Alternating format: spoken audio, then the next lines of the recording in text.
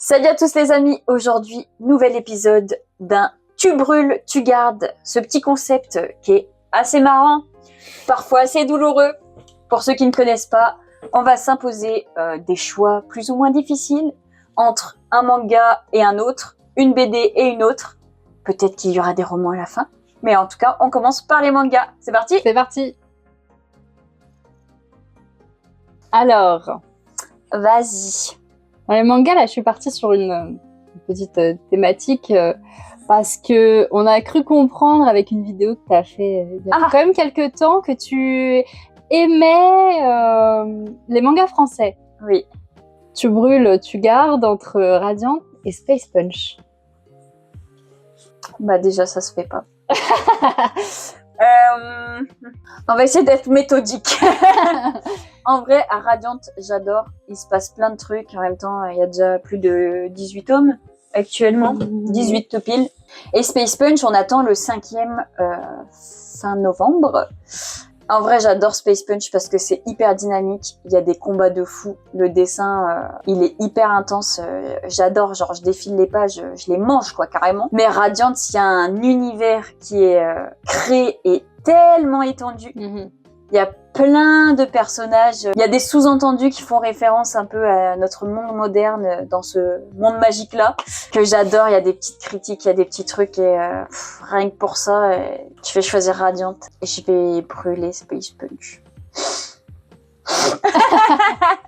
Ok. Ça commence fort, c'est un peu oui. Moi, j'ai l'impression d'être plus un peu à côté, hein, mais bon. Qu'est-ce que tu brûles et qu'est-ce que tu gardes entre la sorcière aux champignons et tout ou? Même si j'adore l'édition de la sorcière aux champignons. Je garde tout parce que il y a vraiment tout ce délire avec les yokai. On apprend quand même des choses avec tout. Et l'édition est plus grande et... Mais il y a des paillettes sur les champignons. C'est un peu moins... voilà, on a tout un folklore dans tout. Okay. Il n'y a pas dans la sorcière aux champignons. Et ouais, je pense que... Ok. Malheureusement, je brûle la sorcière aux champignons, même si l'édition, elle est géniale et que l'histoire, je l'adore. Mais rien que pour tout. Ok. Il y a des mangas qui t'ont marqué depuis là, ces derniers mois. Peleliu. Vas-y. Peleliu, le chien gardien d'étoiles. Peleliu. Tous les jours, Peleliu. En vrai, le chien gardien d'étoiles, c'est hyper touchant, mais déjà, c'est en 2 tomes, tu vois. Donc, entre guillemets, tu t'attaches moins, et puis tu sais déjà l'issue pour certains personnages, quoi. Alors que Peleliu, il y a une tension, c'est quand même basé sur une histoire vraie. Tu sens vraiment la misère, la tragédie et le peu d'espoir. Enfin, c'était beaucoup plus intense comme lecture, genre le dernier tome. Genre, c'était magistral. C'est vraiment une fin qui est magistrale. Et c'est très rare. Donc ouais, c'est pas trop comparable entre les deux, mais Chien gardien d'étoiles, c'est une excellente lecture. Mais c'est pas le même thème, donc... Peleliu. Qu'est-ce que tu gardes entre... J'essaie de faire un truc un peu similaire entre The Chilling Dead et Creepy Cat. Je garde The Chilling Dead parce qu'il y a quand même des petites enquêtes. Il y a quand même un petit fil conducteur à certains moments. Creepy Cat, c'est juste un peu du... Voilà, on suit sa vie. Il y a une petite histoire à un moment avec un gars qui est fou d'elle. En soi, sinon, The Chilling Dead. Et puis parce que c'est toi qui me l'as offert, donc il y a la tâche. Voilà. Un peu quand même. Même si Creepy Cat, c'est très chouette parce qu'en plus c'est en couleur. Ouais, non, The Chilling Dead. Ok, ça a l'air plus facile pour elle que pour moi.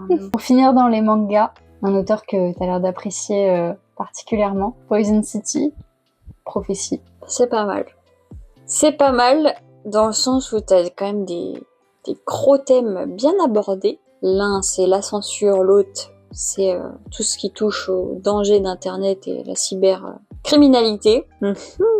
En vrai, comme le seul défaut de Prophétie, c'est sa fin, qui est légèrement tirée par les cheveux, et que Poison City, globalement, te fait quand même carrément plus réfléchir, je vais garder Poison City et brûler Prophétie. Ça fait bizarre dit comme ça, hors contexte. Mais ouais, c'est... Bon, on passe au BD maintenant ? Allez. Mais avant ça, N'oublie pas de t'abonner si c'est pas encore fait, puisqu'on a vu hein, qu'il y avait un certain pourcentage de vous qui n'êtes pas abonnés mais qui regardent. On vous voit. Et si tu veux du chocolat, bah abonne-toi pour rien louper. Il y a plein de choses qui arrivent. Tu brûles, tu gardes entre The Magic Fish ou Song. Ah là, la tâche affective, 2 auteurs qu'on a vus. Bonne chance. Ouais, 2 auteurs qu'on a vus. Oh putain, c'est dur. Oh, enfin, ça y est. Un peu de difficulté. Ah, c'est trop dur. Ouais, t'as qu'à faire plouf plouf. Hein. Non, on va essayer de réfléchir et d'être méthodique. Je pense que rien que pour la manière dont on a eu la dédicace de Song mérite de gagner parce qu'on l'a vu, on l'a attendu. Et quand la maman est arrivée, il nous a dit « C'est ma fille, c'est moi dans le livre, c'est mon histoire. Merci, au revoir, allez, salut, c'est ciao. » Même si en soi, c'est hyper touchant dans The Magic Fish. L'histoire est belle aussi. L'histoire est très belle aussi, même si vous avez des contes et en plus l'histoire du jeune garçon qui est adorable. Mais rien que pour le fait d'avoir vu la maman, je vais garder Song. Je comprends. Voilà. Et c'est dur, hein. Pas brûler Magic Fish non plus. Alors, en BD, je t'ai choisi Le cœur en braille et La volière aux souvenirs. Allez, à la prochaine. Cœur en braille, c'est quand même beaucoup plus jeunesse. Les deux sont trop courts. La volière aux souvenirs a des dessins magnifiques, mais le cœur en braille se défend très bien. Lequel? Est-ce que je pourrais me passer, genre me dire que je relirai jamais? Parce que dans La volière aux souvenirs, il y a cette relation entre la petite fille et sa grand-mère. Moi, c'est là. Mais le cœur en braille, c'est des ados, genre vraiment, ils sont tellement choux, tellement tendres et tellement bienveillants. Oh, c'est dur ce que tu me fais. En vrai, juste parce que le cœur en braille est censé avoir une suite, un tome 2, je vais garder le cœur en braille et brûler La volière aux souvenirs. Et comme c'est plein de bouts de papier, ça va faire un beau feu. Allez, j'espère t'en faire un aussi dur. Qu'est-ce que tu gardes entre Alicia Ballerina et Alice Guy? Oh là là. Non mais là tu touches en plein cœur. Ma petite corde sensible. Ouais. Ah, j'ai fait ça avec la petite corde.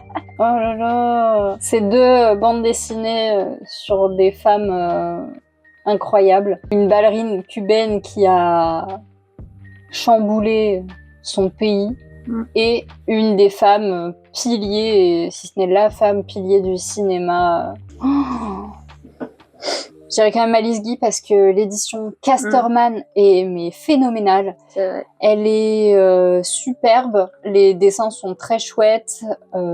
Rien que pour les biographies qui sont hyper détaillées à la fin de chaque personnage historique qu'on va retrouver dans le livre, même ceux que vous ne connaissez pas et ceux que vous connaissez très très bien.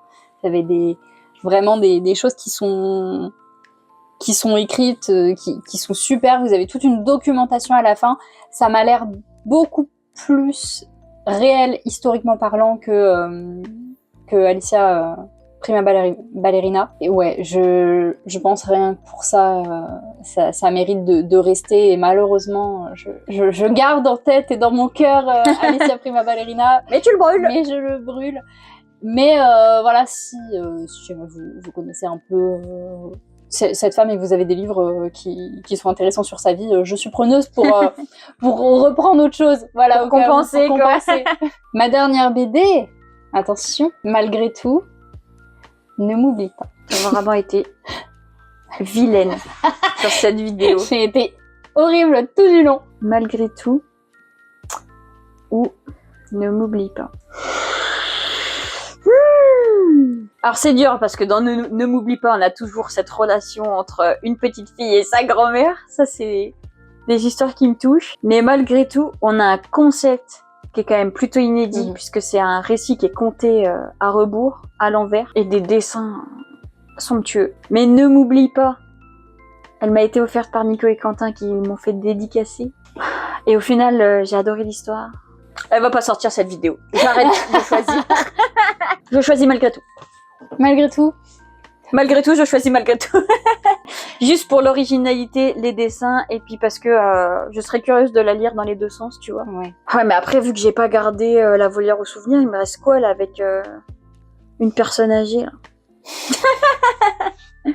Non, mais j'ai choisi malgré tout, parce qu'en fait, on va dire que Ne m'oublie pas reprend quand même pas mal de...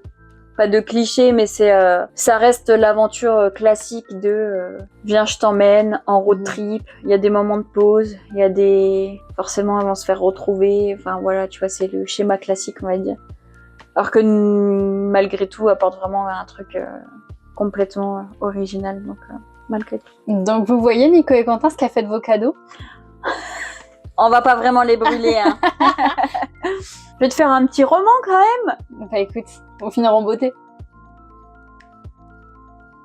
De mémoire, je les ai choisis parce que ce sont tous les deux des romans qui ont été adaptés en film, si je ne me trompe pas, d'un auteur que Morgane apprécie particulièrement, à savoir Nos étoiles contraires et La face cachée de Margot. Nos étoiles contraires. Tous les jours. Ouais. La face cachée de Margot est très chouette, mais là j'essaie de me baser sur celui qui m'a fait le plus chialer. C'est Nos étoiles contraires.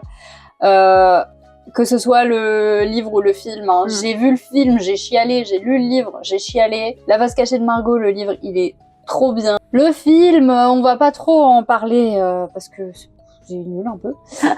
Mais ouais, non, rien que pour l'histoire, ces adolescents malades, ça brise le cœur. Hein. Franchement, ça brise le cœur. Nos étoiles contraires.